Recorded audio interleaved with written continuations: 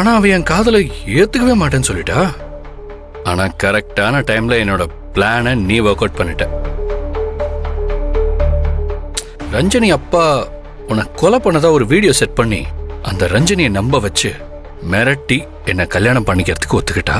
இப்ப ரஞ்சனி என்னோட தலையாட்டி பொம்மை மாதிரி நான் உக்காருவா, நான் சிரின்னு சொன்னா சிரிப்பா, அழுன்னு சொன்னா அழுவா. It's a miracle.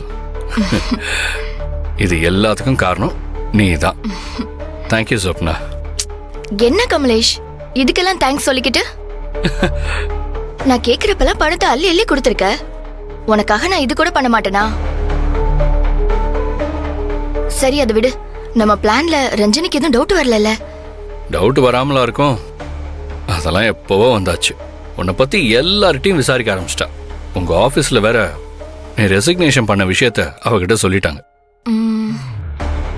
இதுல நீ என்ன தப்பு பண்ணன்னா, நீ செத்ததா நான் ரஞ்சனிக்கு அனுப்பின வீடியோக்கு மறுநாள் நீ மெயில் போட்டு அனுப்பிச்சிருக்க. இப்போ ரஞ்சனிக்கு இருந்த டவுட் கன்ஃபார்ம் ஆயிடுச்சு, நீ உயிரோட இருக்கன்னு. சாரி கமலேஷ், எல்லாம் கரெக்டா பண்ண. ஆனா மெயில் அனுப்பும்போது டேட்டை மாத்தாம விட்டுட்ட. அத ரஞ்சனி கண்டுபிடிச்சிட்டாளா? சரி அதை விடு. நம்மளால ரஞ்சனியை சமாளிக்க முடியாதா என்ன? முடியல சொப்னா. ரஞ்சனியை சாதாரணமா இட போடாத. ஒவ்வொரு விஷயமா நோண்ட ஆரம்பிச்சிட்டா.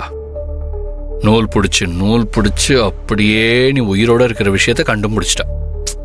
அதுக்கெல்லாம் நீ ஒன்னும் கவலைப்படாத கமலேஷ். அவ்வளவு சீக்கிரமா இந்த சொப்னாவை யாராலையும் கண்டுபிடிக்க முடியாது. ஒருவேளை கண்டுபிடிச்சிட்டா? அதான் கண்டுபிடிக்க முடியாதுன்னு சொல்றேன்ல. எத்தனை நாளைக்கு தான் நீ வீட்டுக்குள்ளேயே ஒளிஞ்சிருக்க முடியும்? நானும் எத்தனை நாளைக்கு தான் நீ செத்துட்ட